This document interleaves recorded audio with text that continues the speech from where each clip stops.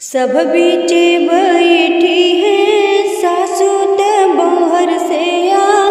रज कर बौहर से आ रज कर हो बौहर आंगन में बैठी गो तिनिया ने होरी पैया लागवनी होरी पैया लागव हो बौहर आंगन में बैठी गो तिनिया ने होरी पैया लागवनी होरी पैया लागव हो एक त मोर भारी बाचो नरिया दूसरे लंबा घूंघट दूसरे लंबा घूंघट हो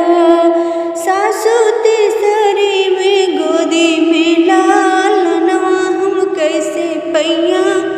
लागी हम कैसे पैया लागी हो सासू तीसरी में गोदी में लाल नवा हम कैसे पैया लागी हम कैसे पैया लागी नी हो छोड़ दी हो भारी चुनरिया ऊपर करा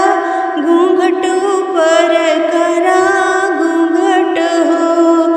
बौहर ललना लारा पा लनवाने होरी पैया लगाने होरी पैया लगाओ हो बौहर ललना लारा पा लनवाने होरी पैया लगाने होरी पैया लगाओ हो एक तम धन से धन वैतिन त पुत से पुत वैतिन त पुत से पुत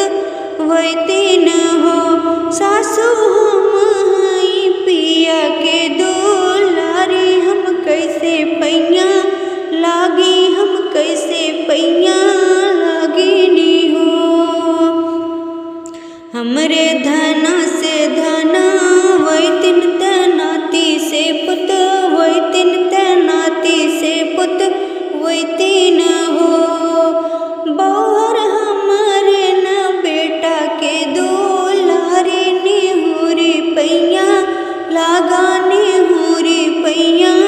लगानी हो बौहर हमरे ही बेटा के दुलारी नी होरी पैया लगानी होरी पैया लगाना हो तोहरी धन